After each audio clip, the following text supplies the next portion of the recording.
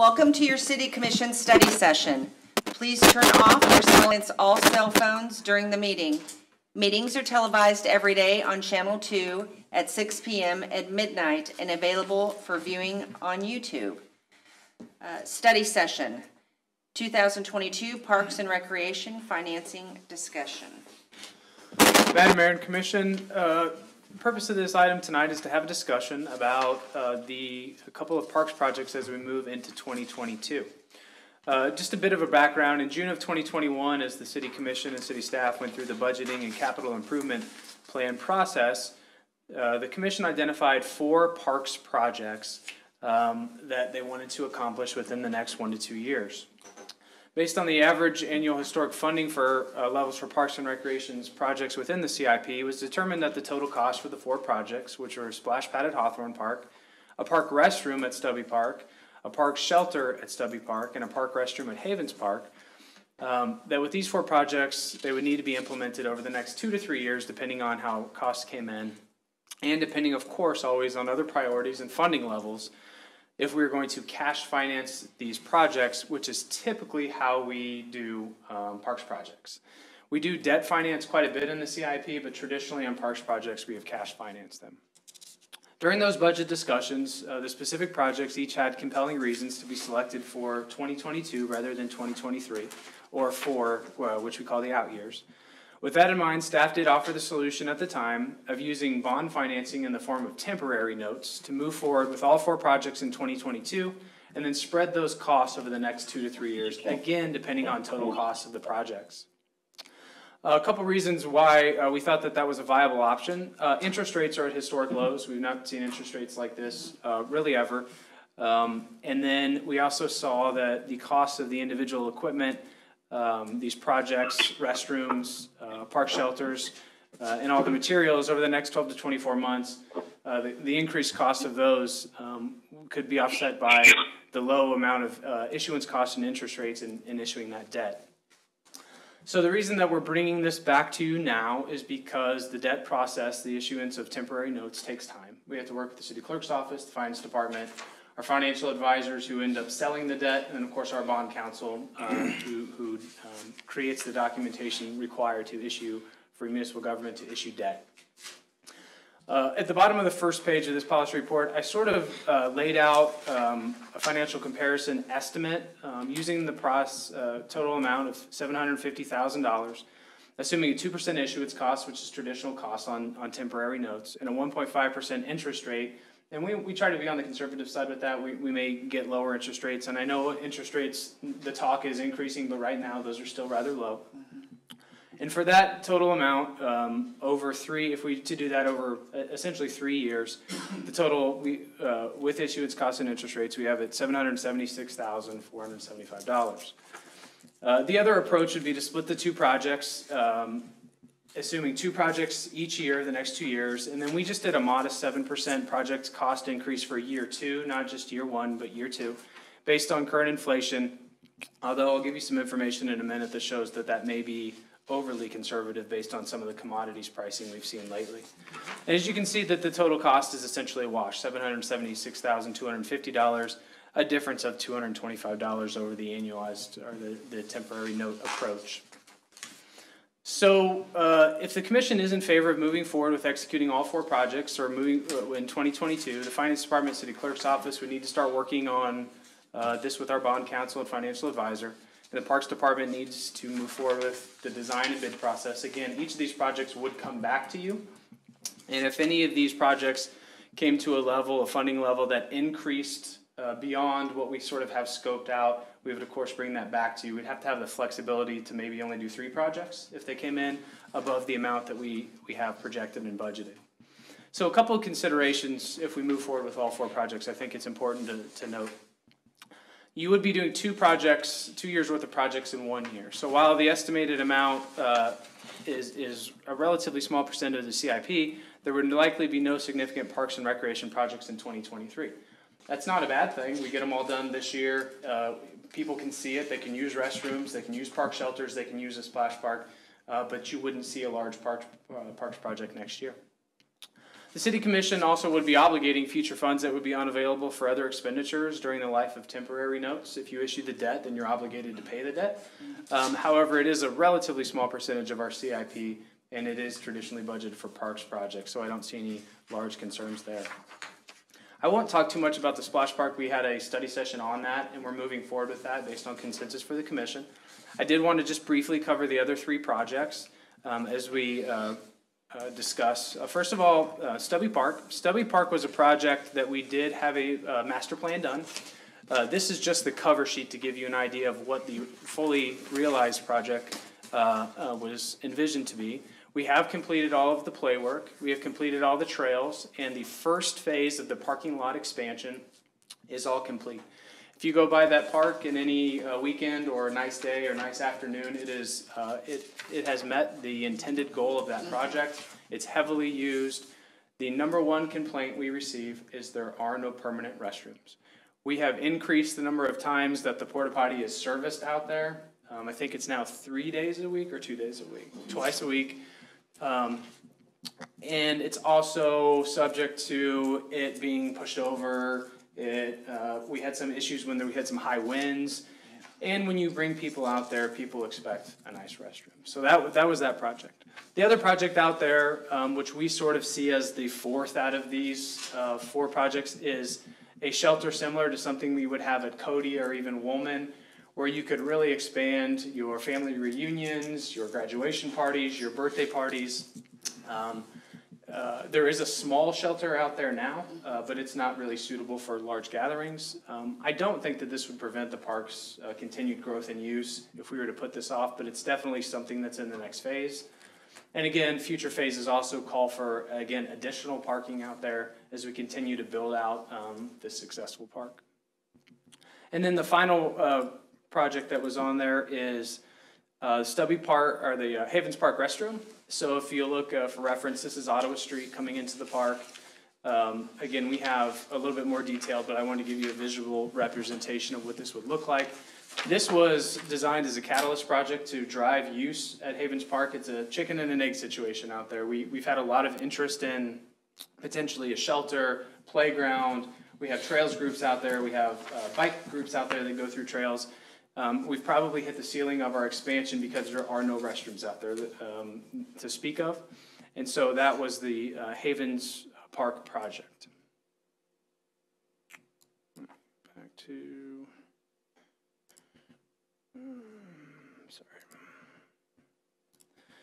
and to give you some reference of what the restrooms would look like, we haven't bid these, and of course those would come back to the commission and we discuss what to do out there. But we've given you some ideas of some of the prefabricated restrooms, something that looks like what's at Haymarket Square are options, and a couple of these are options as we move forward. And we'll certainly keep pricing in mind as we move forward with these projects. So in conclusion, and this just as a starting point for our discussion, is the capital budget simply can't accommodate more than 2 of these in 2022. City staff working on commission direction is planning right now to use temporary financing with a 2 to 3 year payoff to complete all 4 projects in 2022. The financing process does require commission approval at multiple points. You have to approve the resolution of intent to issue debt, and then you have to approve the bid. You have to eventually approve the debt issuance. And so we're looking for a consensus on the direction at this point, whether we split the projects, whether we continue with temporary note financing, and pay these off in a relatively short amount of time to take advantage of the low interest rates and try to lock these projects in. So that's where I just want to start, open to discussion. We do, Steve, why don't you come up, and Brian, why don't you come up? We have Steve Grant, our Parks and Recreation Director, and then Brian Bailey, our Parks Superintendent here as well. We're really just looking for input, questions, and from City Commission. Okay, and so just basically ask the questions, and then we're looking for some type of consensus to move forward with the... See which direction staff needs to move as we plan for the rest of the year. Okay, Commissioner Wilson, did you have anything? No, I'm just open to listen right now. I'm in favor of the project. I know. Especially with the interest rates being extremely low. Right. And I know Miss Commissioner Bowder has been pushing for the restroom. I was waiting for you to say something about that restroom at Havens. Yeah, okay. And I definitely think the Splash Park would be a great addition to our community. Oh, And I do so, too. yeah. And the thing is, the restrooms at both locations. And like I said, especially with Stubby Park, I've been getting a lot of emails on that over time. And then Havens, you get one back up there, you're gonna have a lot more use. Yeah, this is actually to replace a bathroom that was there for many years that, I don't know what happened. I guess it just, with the trail, Wore it out. fell apart. Yeah. It was so old. The trails are used up there extensively, if any of you ever go up to that park. yeah. And our goal as a commission, our future vision of Leavenworth has to do with youth and we've talked a lot about that over the last few years. About, But I have waited, how long have I been on the commission now? 6 years? And you, To get a bathroom at Havens Park.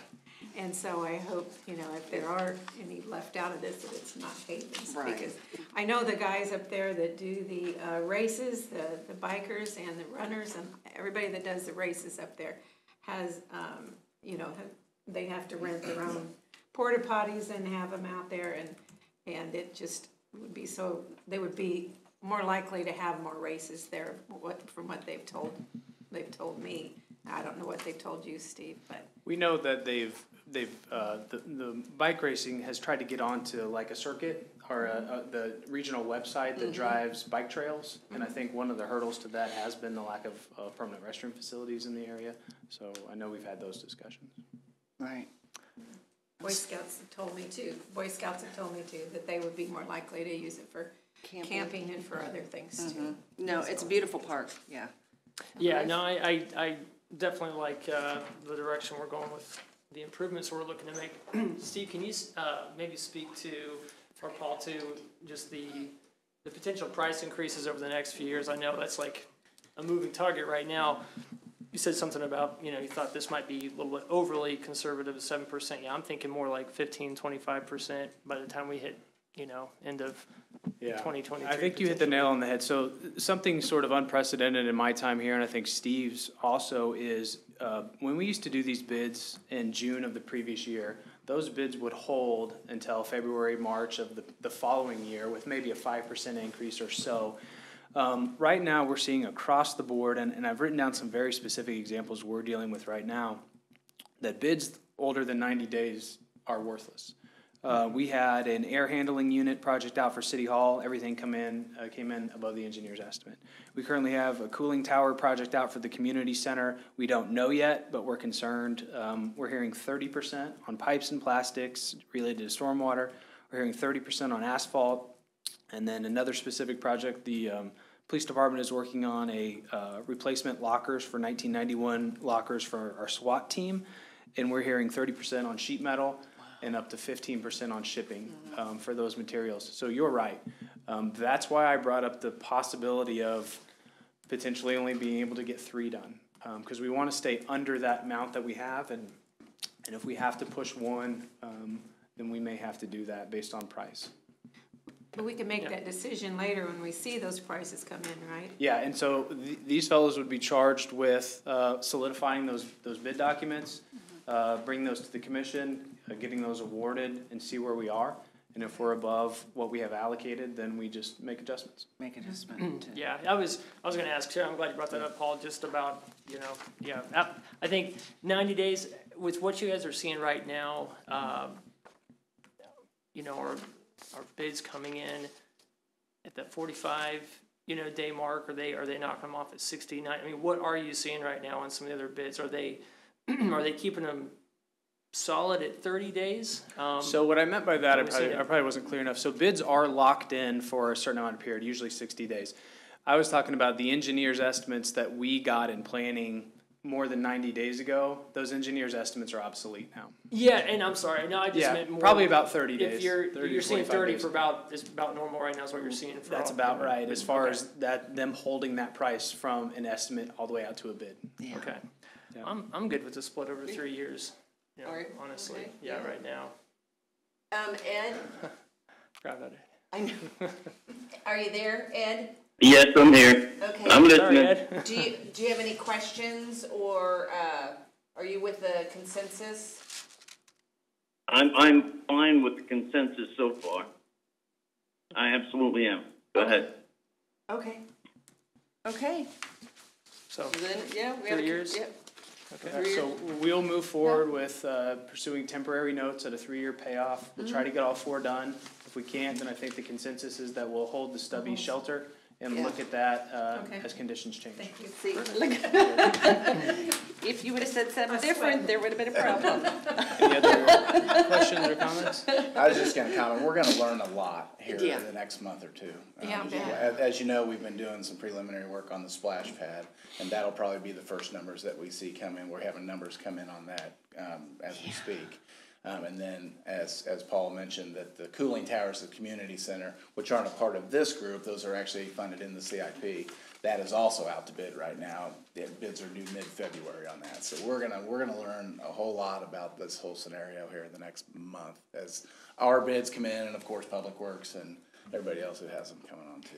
And that's just it, you know, with everything, the prices and the availability of materials. And that's with everything, so yeah, you're probably gonna see. So they're gonna come back and say, well, now you guys can build a puddle pad.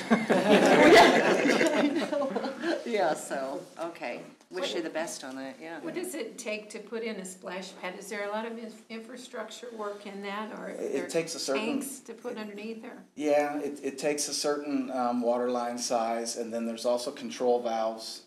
So we'll actually have a pit that will go in the ground that the water will come into, and we'll have a backflow preventer for water safety. And then there's control valves that control all the different features. And the one control valve may control 4 or 5 different spray features. And they're controlled in time to not be all going off at the same time, because you may not have enough flow for everything, so it's designed that way.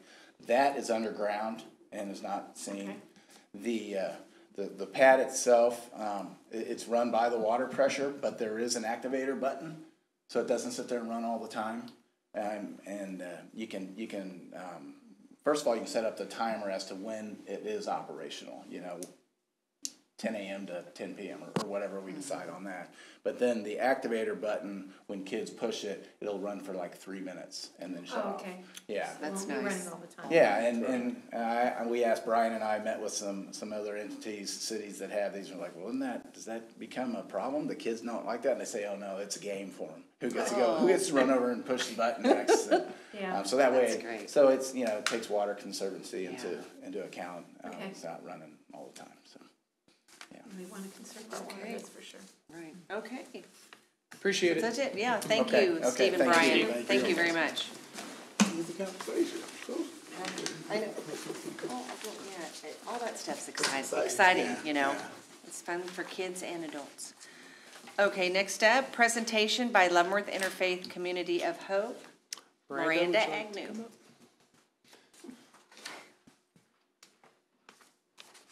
Mr. Kramer, Commissioners, thank you so much for having me this evening.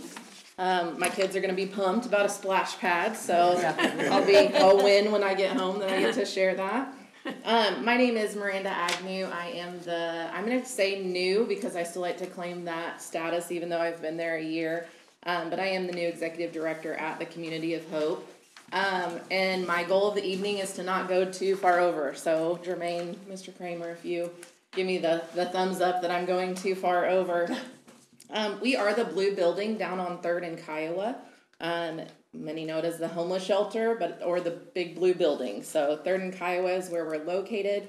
We are a 501c3 nonprofit. And we have existed, not in that same location, but we have existed since 2014. And we actually moved into that building in 2018. It is a fully funded building by community members. Our 3 programs, I'm just giving a little bit of update just in case some of you don't know, but we do run 3 different main programs out of the Community of Hope. We have our night shelter, which people are fairly familiar with, our day center, and then we also run Welcome Central out of that location. Our night shelter is not full. We did a lot of rumor control today. We technically have never been full, and the reason I say that is we're a 30-bed night shelter. But in an instance, and this comes from Sister Vicky's huge heart, in an instance where we need to expand, we just expand into our building. And so we can line the hallway with some beds, and in the night shelter. This last winter, we had more women than we had before, and we're able to pull out cots in a safe location and kind of just add. So I always say 30 to 40 bed shelter because we can expand if we need to. Throughout COVID, we have seen some of our lowest numbers, even into last year when COVID hit. There were multiple periods of time where we went on what we want to call like lockdown, and we're seeing some of our lowest numbers now. And I'll talk a little bit about my excitement, I guess, in that in just a little bit. But we do run a 9 to 10 p.m. check-in. So if you're ever down in that area from 9 to 10, you're going to see people standing in line ready to get in. The only exception to that is if the hospital calls and has an individual who needs to get in from the hospital, or the police call and give us a heads up that they have somebody that needs to seek a safe place for the evening. We have a great, I can't compliment enough, Chief Kitchens and his team. They work great with us and understand our goal and their goal are very similar. If you want to look into your packets, I've given you most data just so you have some numbers. A lot of people, when you talk to them, don't totally know like who we serve, what we do, and you're going to hear multiple times me say Leavenworth County only. Right. I try to be very upfront about that, and why is just because when we were founded, many of you might have remembered or been here, we founded with the idea that we were Leavenworth County only. That for a community like ours, a smaller community, that is who we need to be. I'm very passionate about that.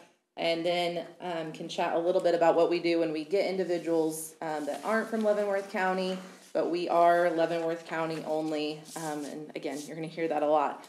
The highlights are kind of on the front. I'm going to be touching base about a lot of those. A save the date on our gala in April.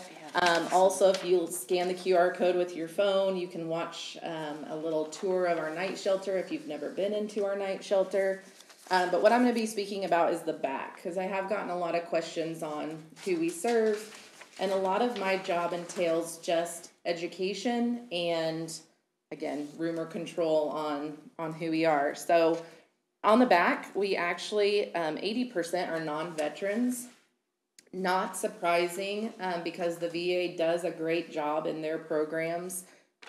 They have a shelter in a sense. They have 2 shelters in this location and a 3-set program. We work great with them. We have a case manager that actually comes to our building weekly and checks in to see if we have any veterans and kind of where we are with them. Mostly men. We did, like I said, see our all-time high of women this last winter, but we're back down to only a few right now. And then just race statistics for your knowledge. This is the number that we really follow. How many unique individuals are we serving? And this in 2021, we did serve 160. And the $1 million question we always get is, how long do each individual stay? We are a low barrier night shelter, and that comes with multiple things. One, if you can get in and you can make your bed and you are a safe individual for our organization, we let you in. And you're from Leavenworth County. We actually let you in if you're not, and then we figure it out the next day. But so out of that, charting all 160 that stayed with us in 2021, the average number of nights stayed is 34. That's where we would want to see it. There are individuals, as you kind of see on the plot, there are individuals that stay with us and have stayed with us the whole year. Those individuals, 2 of the higher number, will be getting have gotten housing. 2 months ago, one of them did.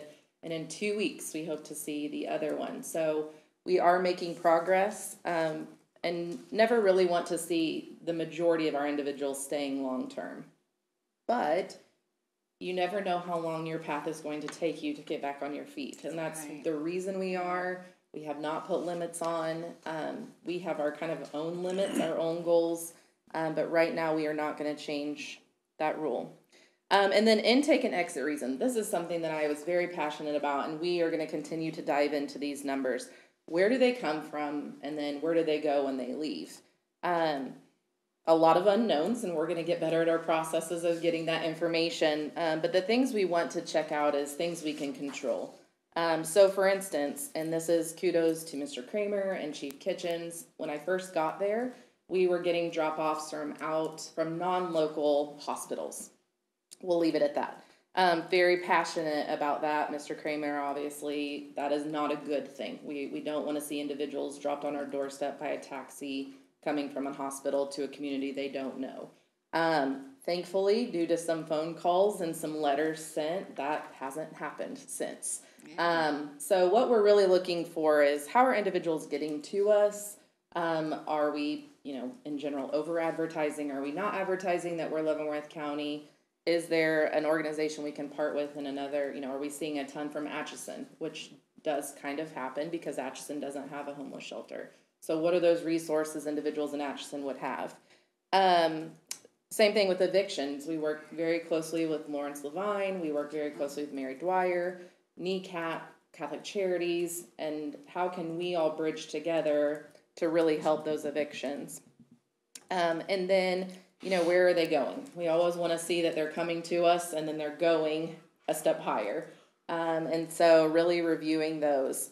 I'm very excited that 11 were housed this year. That's a number we want to continue to see grow. I feel like we kind of unlock the key sometimes to when we get somebody housed or we find a new program. I get really excited because then that's something we can use for the next person. NECAP in the community, if you don't know about NECAP, they have been a huge partner for us. We've been very excited about that. Lawrence's program at the city, working with, it's not Cody Plaza anymore, I think it's called Riverview. But with that organization, when individuals leave us, if they're from Leavenworth and have been here their whole life, they can't just leave us and disappear. They need community, they still need support, and having Riverview Apartments just down the road has been tremendous. Sorry, got totally off, but for our day center, that's a little bit of a different program. We are actually seeing higher numbers at our day center right now than we are our night shelter. Again, safe place for individuals who are unhoused to go, Leavenworth County only. That program, we do require COVID vaccines right now. That is the big change since April when we had access to the COVID vaccines, knowing that we needed to do everything in our power to stay open. Individuals are required to have COVID vaccines, and honestly, most of them got boosted before we were boosted as a staff. They also want to stay healthy. But that is where we do lunch. And a huge shout out to our day center individuals. We serve lunch to our community every single day for free. No questions asked. We don't ask for IDs. We don't ask for anything. The only exception to that is Saturdays when there's a community meal. We don't serve lunch that day. But individuals right now, it's takeout. Before COVID, we had them come inside. We may never change that because it works out great. But we're serving anywhere today. We served 55. I think yesterday we served 12. So there is no rhyme or reason to the work we do. But that is a huge service to this community. It's one that people don't know about. And so I'm constantly trying to make sure that, people are aware that they can come to the door. I used to work for the school district for 14 years in HR, and I'll see a ton of school district employees that stop by. They're just in that poverty level just enough that a nice hot meal at lunch is something really exciting to them. And then that is where we do shower and laundry services. I wish we had 57 showers and 57 bathrooms, but similar to how you guys have to monitor bathrooms, we are looking at what that expansion could look like, but we do offer shower and laundry services. And then Welcome Central, and that is really the heartbeat of who we are in moving individuals forward. There is a fine line between individuals who have significant mental health issues. Goal setting with them might be a little bit more challenging than individuals who just kind of went off the path and need help getting back on. But everybody has a goal. That's one of the things that we do with individuals in our building, as well as we see anywhere from 5 to 10 individuals in Welcome Central and help them also set goals. And what we're really trying to do is long-term successes over just paying a bill. As you'll see on the highlights, we gave out almost $150,000 in assistance in this last year. Some of that is a grant from the city. The only money that we get is money from the city grants, working with Mary Dwyer, and then patron donations. We are pretty much funded completely off of sometimes $5 at a time. But in Welcome Central, we help a lot with birth certificates and IDs. If you don't have a birth certificate and ID, you cannot work. And so we spend a lot of time with individuals trying to get them jobs in the community. But first, we have to start with that identification. Applications for food stamps, disability, all of the normal things. We've recently, in the last few months, added a medical van that comes to our location monthly. It's a nonprofit that we've partnered with. That's kind of the bridge to get them to be willing to go to St. Vincent's, because one of our goals from a community standpoint is pulling some of that non-emergency stuff away from the emergency room. Now, it's not totally our lane, but, you know, when you don't have insurance and you don't know what to do, you go to the emergency room. And so some of that is education for guests and individuals in poverty. So when we open the medical van that comes once a month, they can sometimes save their questions and not end up at the emergency room, which is a huge community thing. And then Relocation Services, and this has been a really neat thing. If you look at the back, you're going to see on the intake, we get a lot of individuals that are not from Leavenworth. And I'll do a quick story in an effort to not talk too long, but we recently had a situation where, I'm going to say a kid, we weren't quite sure his age, but somebody showed up. We could have just kept him. We had no idea who he was or anything about him. Made a phone call to Kitchens, just saying, not so sure this was not an unsafe. Don't want to use the word trafficked, but some kind of situation that just doesn't feel right. Unfortunately, the individual got arrested for a very short period of time for something he had done, which actually was a huge win for us because Kitchens was able to run his information. Found out it was an individual from Oklahoma that had somehow got picked up and taken to North Dakota and then brought here and dropped off in Leavenworth. Found his dad, was able to connect with his dad in Oklahoma and safely get him. His dad actually came up in the middle of the night and picked him up. Those are the complexities of the situations we deal with. And without individuals like Kitchens and Mr. Kramer and everybody in the city, we wouldn't be able to solve those situations on our own. And so we have this relocation service because it's too often that individuals show up in Leavenworth and shouldn't be here. And I say that in the kindest way. Leavenworth doesn't have public transportation. So an individual that's used to living in the city, the last one we had lived in the city of Chicago. Well, the resources aren't the same. The amount of homeless shelters and food kitchens, that's not a thing here. And then they come here, and unfortunately, because there's so much frustration and unknown, that is when we see our problems. That's when we see our problems at the park. That's when we see our problems around the shelter. And they're just as frustrated as we are at trying to figure out where the safest, best place for them. And so we have sent many individuals, I can tell you the number, 29. There have been 29 individuals that in some form we have either gotten back on a Greyhound to home. We have connected with a relative in St. Louis or Nebraska that have said, yes, I would be happy to take them. Please help them get here, and we do.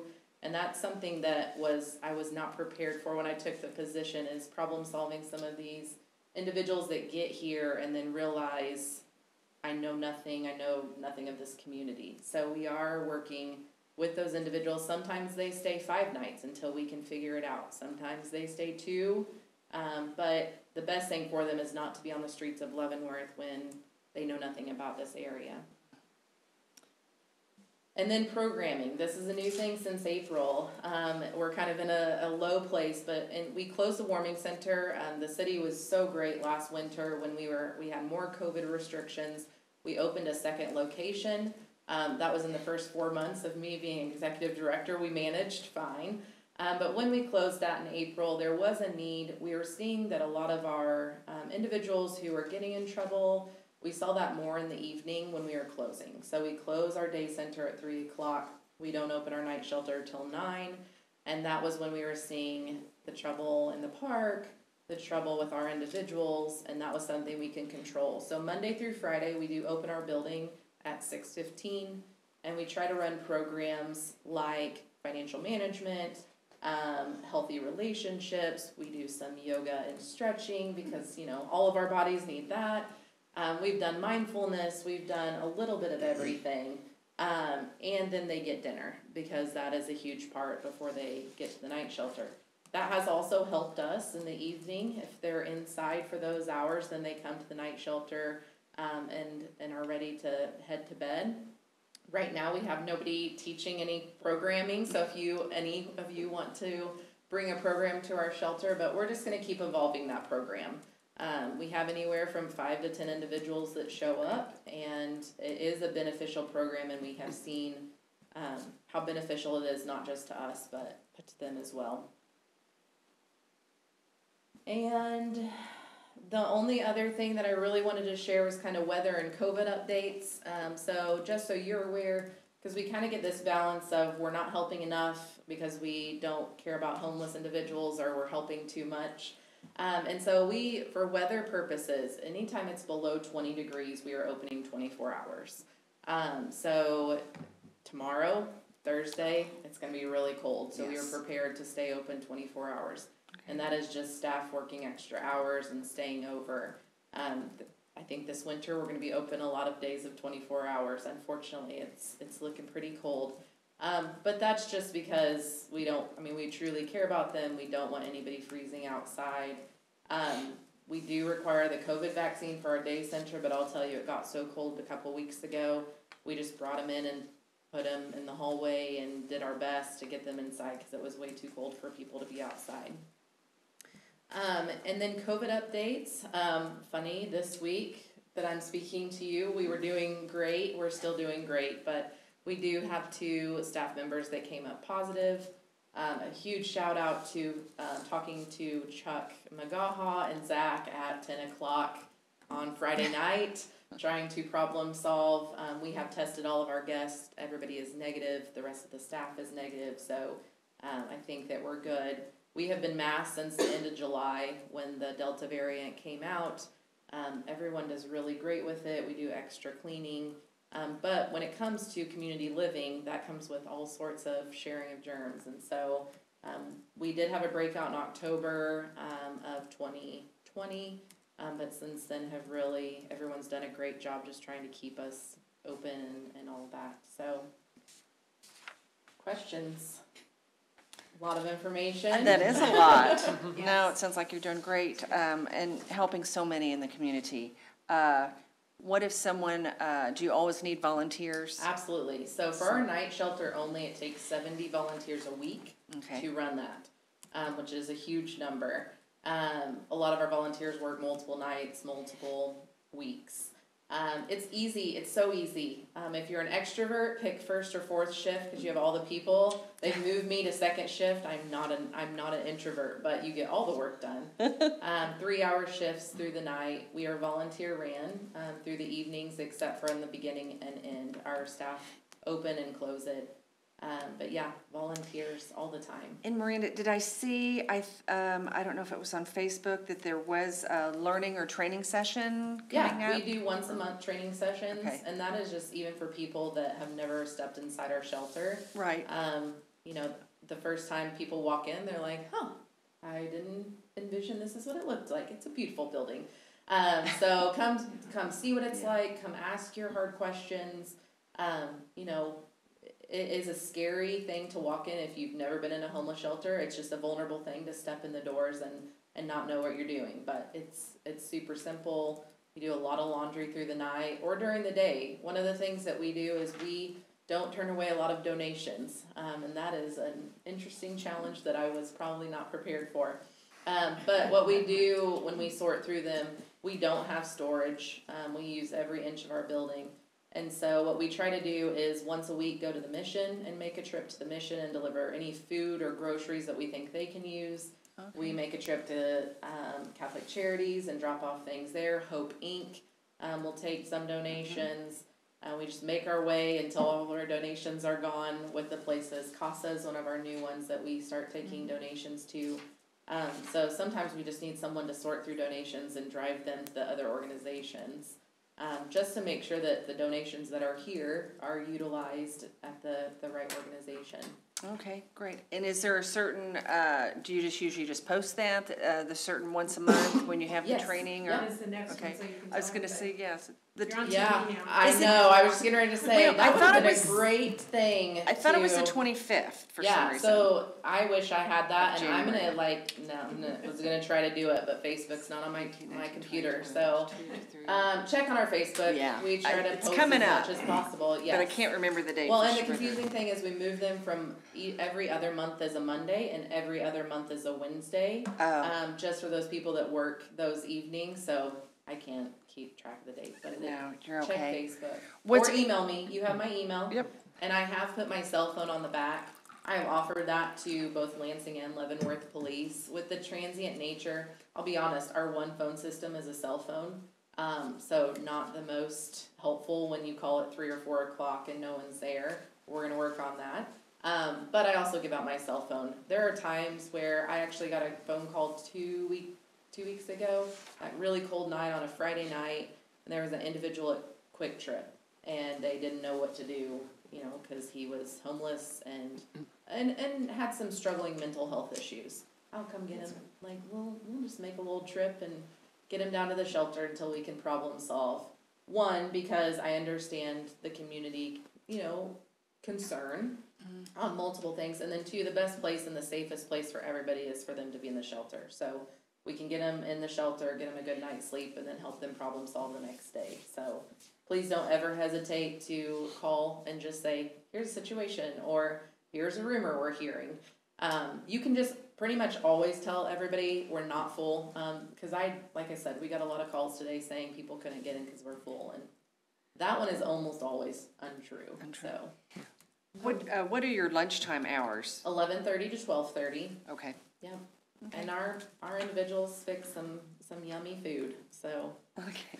Miranda, Yeah. do you mind, and if it's not tracked, it's okay too, of No, the it's 160 different folks for 2021, how many of those, do you know what percentage are repeat visits? So the 160, there are no repeats. Those are unique individuals that came through our door at the night shelter. So we had around 5,300 beds we filled in 2021. So that would account for the repeats. But the 160 number is unique individuals that walked through our door. Okay. Commissioner Bowder? Go ahead. When Sister Vicky was here before, she talked about that a large percentage of your guests had mental health issues. Is that still the case, and how are the services now? So I will say this at not a data or statistical number, but I'm going to say 100% of the individuals that walk through our door have some form of mental health issue.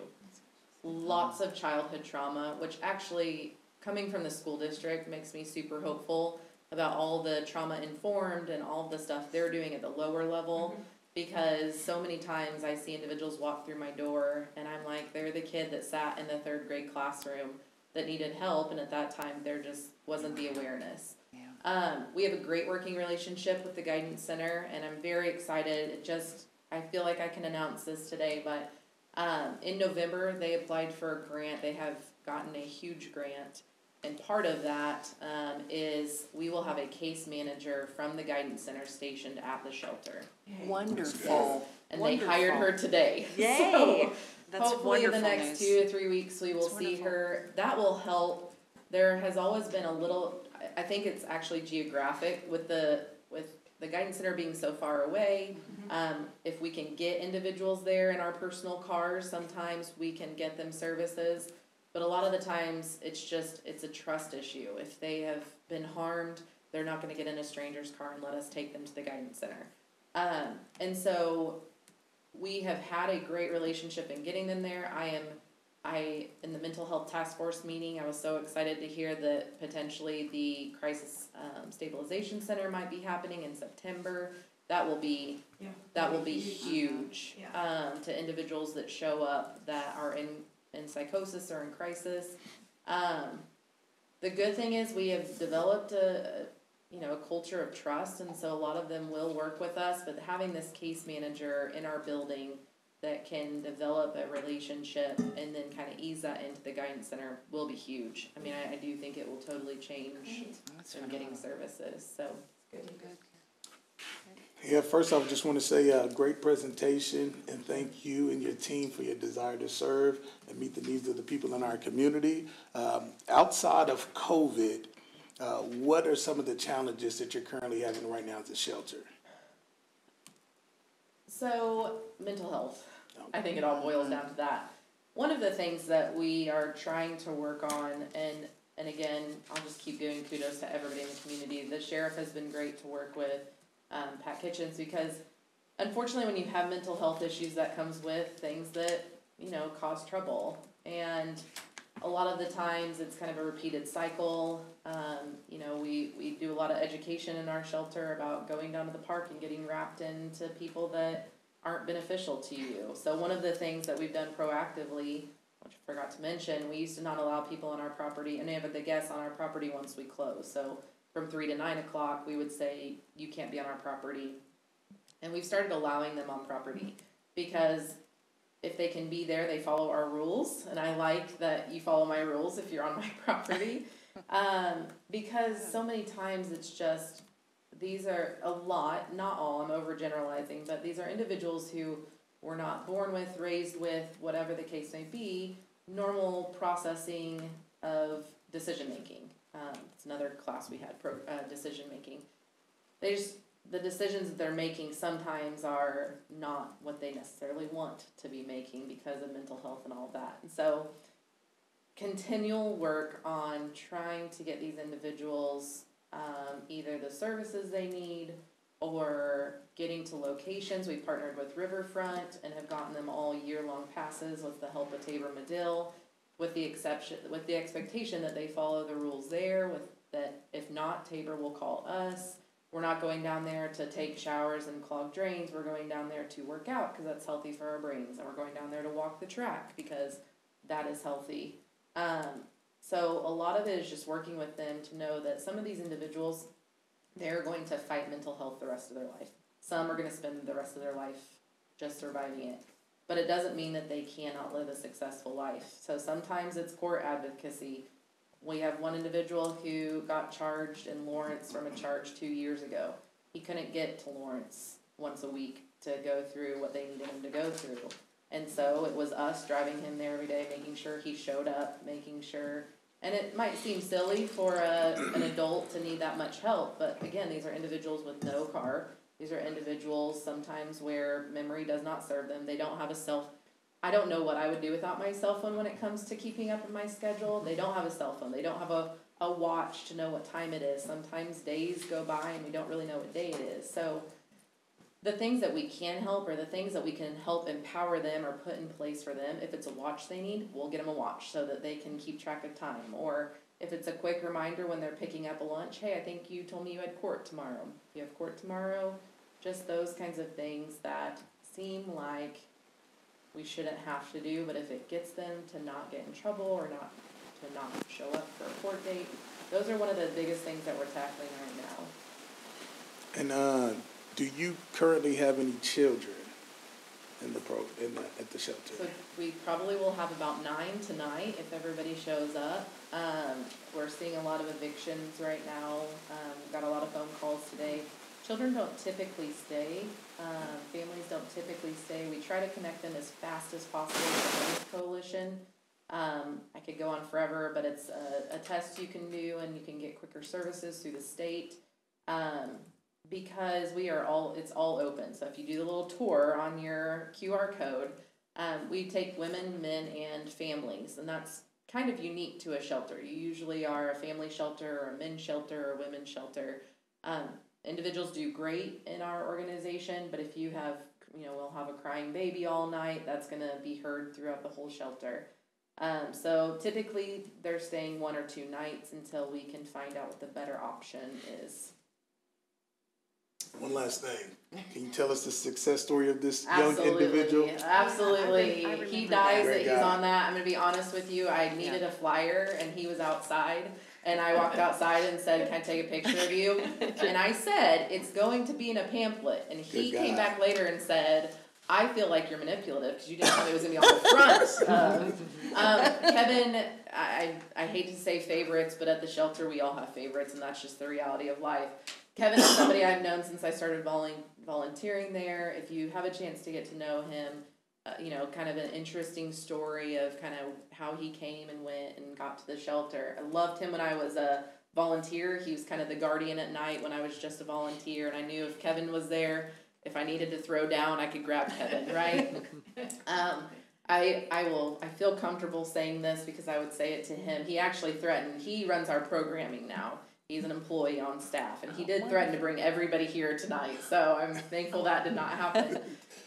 But a lot of Kevin's was he's a big guy, and I think his whole life people had told him to do big guy jobs, lift the heavy things, and he just cannot do that. He is an amazing problem solver, maybe the best. I managed 1,000 employees at one point in my HR career. He can see a problem and fix it himself. He doesn't need to tell you what the problem is. And he saw the potential in him, really started working with him, hired him on. He's an amazing employee. He runs our programming. He showed up today because we have people out with COVID saying, what do you need help with? And it was donations today. He got a house through a program, again, through NECAP. It's a bridge program to try to help you until you can get your Section 8 approved. And he is living at Riverview Apartments right now. And he's amazing. Nice. He just is. He's going to be, nice. And he's an amazing cook. So he made gumbo last week for us. And but he is on the front. Kevin is an amazing individual, and we do hope to have more positions. If we can get more grants to really, our big cost is staff. And when you are holding on hope to that $5 donation every month, it gets a little scary. And so if we can plug in a little more to grants, I've talked to Nancy about a little bit, if we can plug into more grants and really secure our budget each year, we do want to have more positions where individuals can work at the shelter and give back. Many during the day guests, they all have to have a job, so they're cleaning or they're helping with lunch or they're helping wherever we ask them to help. But so many of them, we have an individual moving out hopefully in 2 weeks who has not had his own place for 35 years. And that's scary, if you've never lived on your own. But it's seeing the potential in them and empowering them. We're not saving anybody. We're not fixing anybody. We're just helping them, empower them, and show them what they're capable of. So you'll see Kevin around, and now you're gonna see him now that his face is planted on there. So thank you. And tell me, how much in general resistance do you get from your clients when they walk in? They need help, but well, no, I'm not doing that and that. Not a lot. And it was actually one of the things I was most concerned with in the beginning, because I'm a goal setter at the end of the day. And we used to say in the schools, a goal can look like you're a kid who runs out of the classroom 5 days a week. We just want you to run out 4 days. Right? It's not to stop the behavior, because the reality is the things that you and I struggle with, we can't fix overnight. And so what you break it down to is just little things, and it's what they want to do. I'm not setting goals for them. There are certain individuals that I never thought would X, Y, Z. But once they set their mind to it and know that they have people supporting them, really we don't. There are a couple individuals that aren't allowed in the shelter right now, and the goal is to get them back in the shelter, but their behavior doesn't warrant that it's not safe for anybody in the building. It would be a huge help to get them in the shelter at night. And so we just keep trying. They know that that's what the goal is. They want that to be the goal. We want that to be the goal. But we have to see 3 things before they can do it. And so they might get 2 out of the 3, and then the next week go back to 0, and we try again. And so I think the relationships piece is huge. I have an amazing team who builds relationships better than anybody I've seen. And once they know that you're on their side, and we offer a lot of grace and forgiveness, and we try again the next day. We don't get a ton of resistance, truly. That's good. Yeah. Who writes your grant applications? That's a great question that I just talked to Nancy about. Me, Historically, we have not done a lot of grants. That is a position that we're going to need, or a thing we're going to need to really focus on. And that just comes from, you never know what's going to happen, and we really need that secure money coming in each year. Our biggest costs are assistance. We do get some help with that, like I said, with the city. But staff, when you run a night shelter, you know, you're paying for staff that are there. And then Welcome Central and the admin part of it. So we're going to get things in place. Hopefully, I had a great meeting with Mr. Kramer and Mayor Dwyer a while back. We need to get some things in place, like an annual audit and those kinds of things that we haven't had in the past. That will help us be able to go after some grants. At the state level, one of the things, of course, we started getting a system that captures homeless information. I thought that was the system we needed, and then the state changed, so we can't get state grants until we have their system, so we're currently working on that. So it's just putting the things in place that we need to do to make sure that, you know, we're spending the money wisely. And I understand when people start handing out money, they don't do it without a little bit of red tape. So figuring out what that red tape is and making sure we either have it in place or deciding that we're not going to go down that path. Some require that you have a 20-day cap on people staying in your shelter. We won't go after those right now, because if we capped it at 20 days, we would be putting a lot of people on the streets or just having them start over. And if you're 21 days in or 19 days in and they're making huge progress, the last thing you want to do is say, okay, your time is up, and restart the whole process. So just finding out what those are and seeing if we can get some of those set up in the future. Thank you. You're welcome. Any other comments? Okay. Good No, presentation. yeah, great presentation. Thank you. Sometimes I just get so passionate about it. No, and you can tell, and that's great, because That's all right. you got a Thank good you. team and you care. Yeah. Thanks so much for having me. Thanks, Brian. Great job. Great job. Okay, the study session is at an end, so final comments, Paul Kramer? Just a few briefly. I'll be sending some information out to the commission this week, trying to probe a few dates for goal setting. We're going to try to do that a little bit earlier in this year to help us in our budget formation, so we look probably in March. Usually a half day that we set aside for goal setting, so I'll be sending some emails out. We're hoping to hear in maybe 2 to 3 weeks on the veterans home. Our state legislators are really helping us on that one, so that's a good process. And then I already spoke about this when we talked about the financing for the parks projects, but I think next week you'll see the first motion by request from staff to reject bids. So we may see a little bit more of that. I just want to give you a heads up. We typically don't like to have to reject bids, because sometimes that means we didn't do enough work on the front end to get good estimates and stuff like that. But if we have bids coming in 20 to 30%, then we're going to bring those to the commission to reject and reassess. So we'll have one next week, and I anticipate a few more in the future. Okay. Thank you. Okay. Commissioner Hangula? It's so nice to be back in Leavenworth. I would suggest to anybody here and anybody who's listening, visiting Rochester Right now? in January, not a good idea. Thank you. I'm glad you made it back safe. Me too. Thank you. Definitely want to give a special shout out to Joanna Schultz and the NAACP committee for hosting the annual Martin Luther King celebration. I attended it yesterday on behalf of the mayor, presented an award. Thank you so much. It was great. It was amazing. The youth stepped up, and they showed their gifts and talents. It was great support from the community, community leaders. They showed up in support. It was just an amazing event overall. And like I said, man, just always want to encourage people, man. Let's continue to serve one another, love one another. Let's put our differences aside and focus on uniting as a community, because that's what's really going to help us to grow forward and build their future for the youth in our community. Okay. Yeah, I was really impressed with that too, all the various things that the kids are doing. Yeah. It was really a really nice event. You did a great job. Commissioner Martin? Yeah, I just had a question. Paul, when was Kelly coming up again with O'Neill? Should be here next week. Next week. Okay. Yes. Okay. Okay, and I'll just finish it. I was invited by Senator Jerry Moran's office to listen to him speak today at the Kiwanis Club. So I really enjoyed that because I had never met him before. So it was a nice event, and I thank you for inviting me. So, and that's all I had.